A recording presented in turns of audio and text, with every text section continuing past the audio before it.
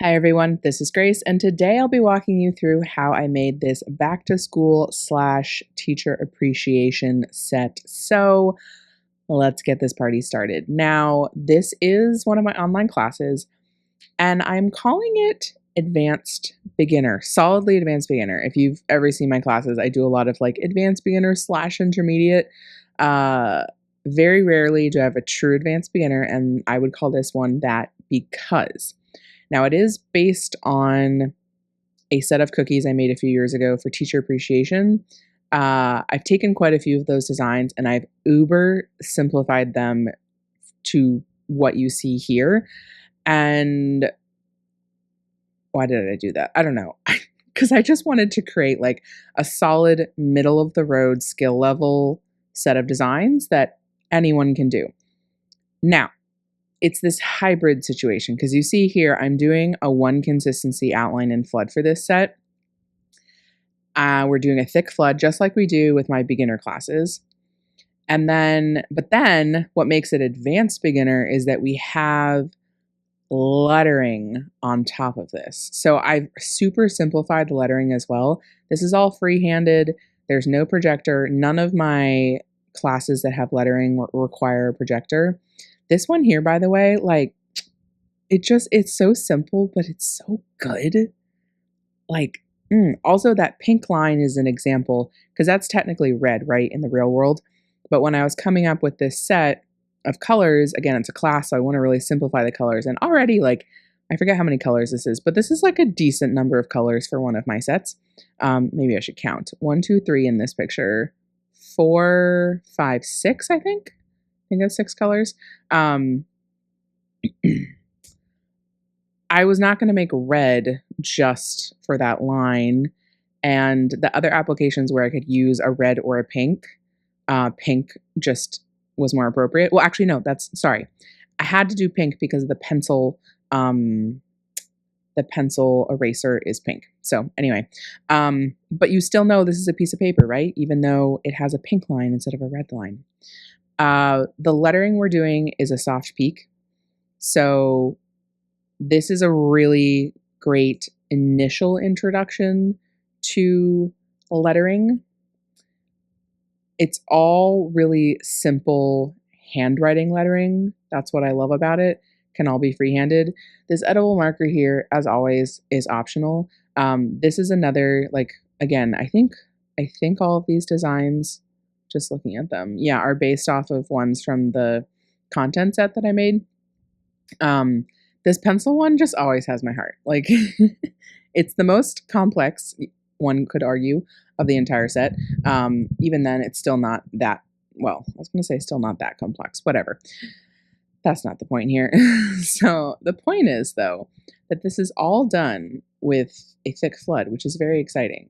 As always, do not flood all the way to the edge, my dear people, when you're doing a one consistency outline and flood, that is, because you want to give the icing space to actually be able to spread out. Now, this pink here, I think I just use pink. Sometimes I use red to create like a lesser saturation of red, which is essentially pink, right? But there's actually pink gel food coloring as well.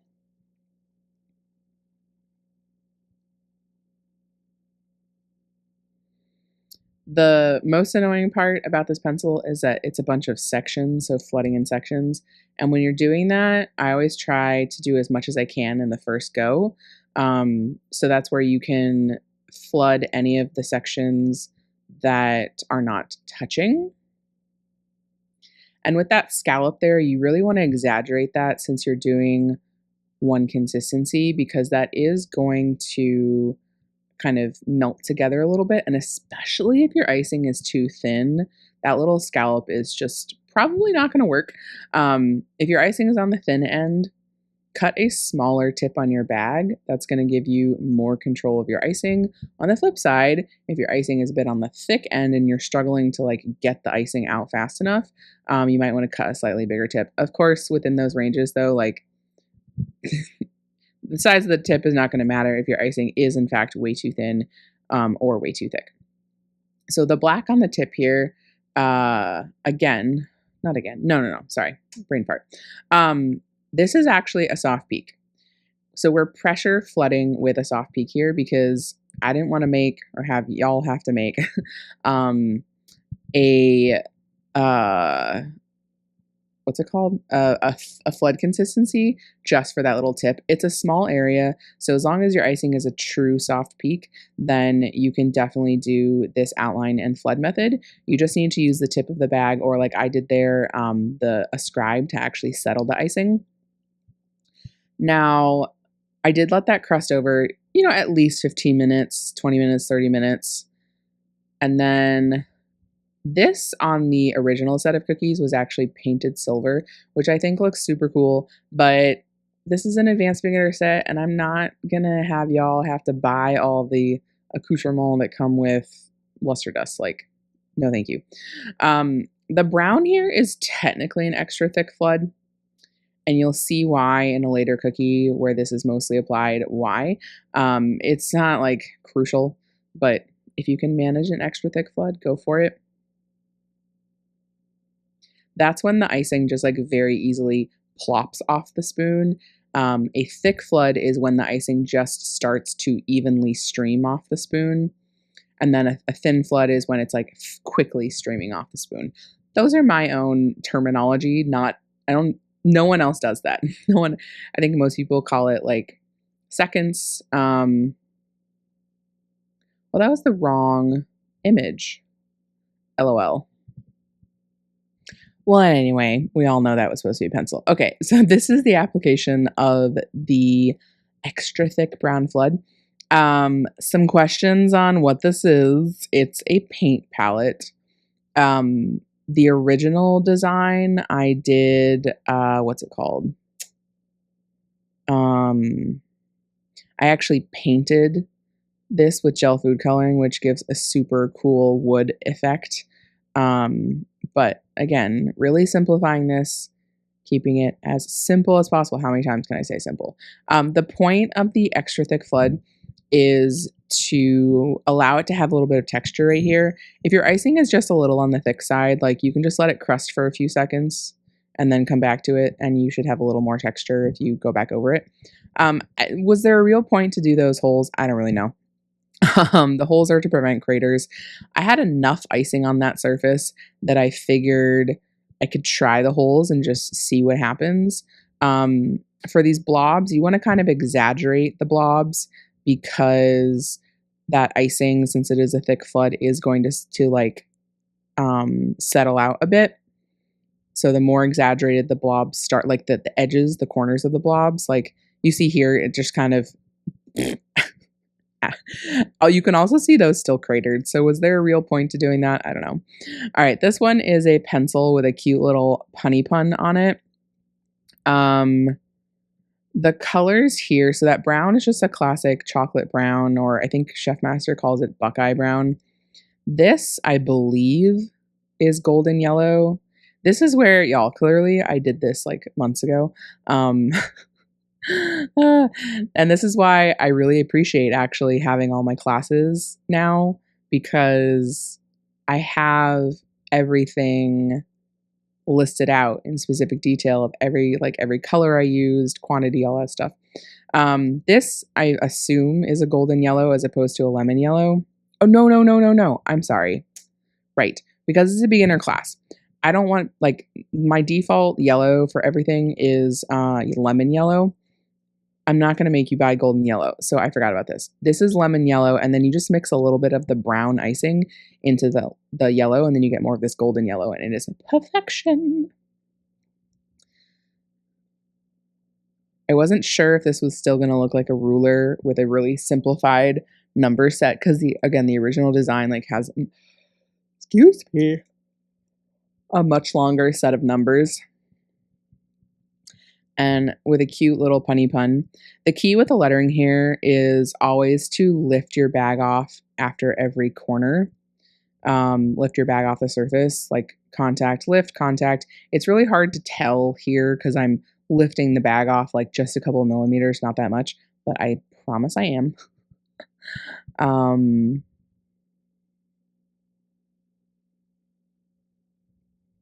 So good. So good. So good. I got you. Boom, boom, boom, boom, boom. Okay. Oh, man.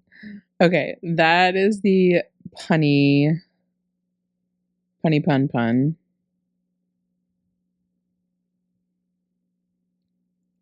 Okay, this is the one that even in the other set threw people off, and I think I did this exactly how I did it in the other set. Spoiler alert, it's a crayon or crayon, however you say it. Crayon. It's a crayon. Crayon? I think I say crayon. I don't know. Maybe I should listen back to my voiceover. And no, I won't do that. This is definitely a really like simplified set of teachery things, obviously. The paint palette, my mom's a painter. Art class is one of my favorite classes. I don't know. I guess it's also owed to like, I'm a cookie decorator now. Art class, you know. You always want to let that base crust over dry, in other words, for I'd say like at least 20 minutes, if not 30. I mean, 30 would be ideal. And then you can put a second layer on top. You can always let it dry more, but this, again, we're rocking just a soft peak.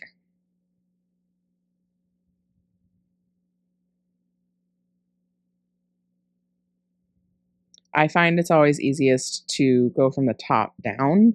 So I would not recommend doing like the bottom line. Although, wait, is that what I'm about to do right now? I think it is. Oh, yeah. I'm doing this for spacing purposes. This is definitely harder than how I did the top. Just from like your blind spot.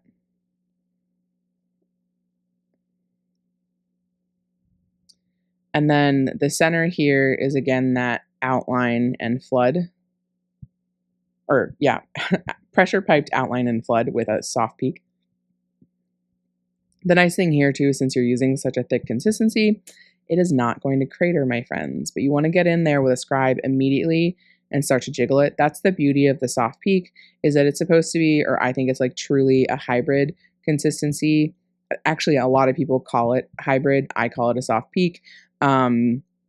Because it does function as a soft or as a piping consistency, but it can also, if done correctly, be like a flood and actually settle flat like you saw there. So pretty cool. We love that. This here is my simplified chalkboard. In the original set, the background was black. I did a brown border that I painted for a wood effect. I put a little apple on the bottom. It was very cute. But I wanted to really simplify this. And you're going to see that the lettering I write is very simplified.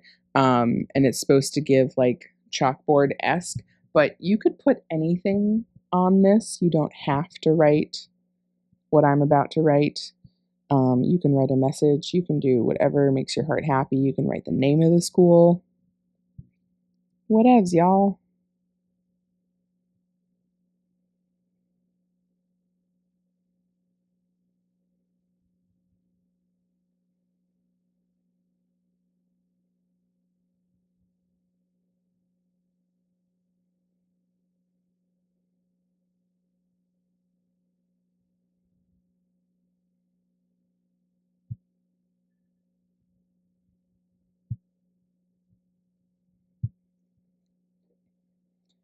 My simple little ode to the lettering.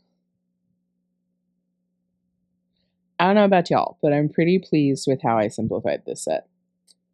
Someone tell me how many times I said simple. Or maybe don't. Maybe don't.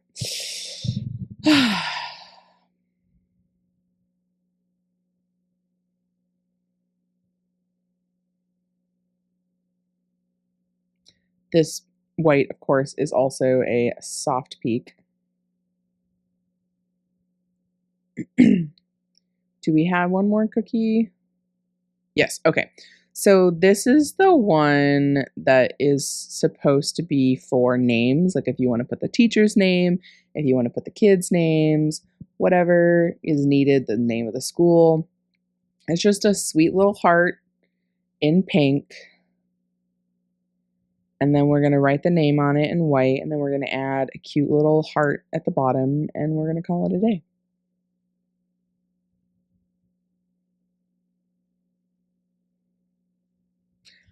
If you are curious, I always forget about this, about the original set, that's actually, it is on my YouTube. And I'll just search school. I also have it on my blog. What? I'm very, very slowly but surely adding old content sets to my blog, so definitely be on the lookout for those. For this, I decided to just write Ms. Smith because I don't know. Back when I was in school, that was the go-to kind of generic common name that anyone would do for something like this. I do wonder, has that, I would imagine that's changed because when I was in school, like, oh my God, 25 years ago, 20, 25, 20? Yeah, 20 to 25 years ago. I'm curious, what is it these days? And that's it, my friends. That is the full. You can do this for back to school. You can do teacher appreciation. Back to school is obviously the beginning of school. Teacher appreciation is towards the end of school. These are just a really sweet set of cookies. I did this like chubby heart from Brighton Cutters, but you can really use any heart that you have. You could even do this on a circle, I think. Well, maybe the pencil would not look as good on a circle, but I digress. Okay, thanks so much for hanging out with me for a little bit. I hope you learned a thing or two as always. Maybe you even try to make these cookies yourself, and I'll see you in the next one. Bye, y'all.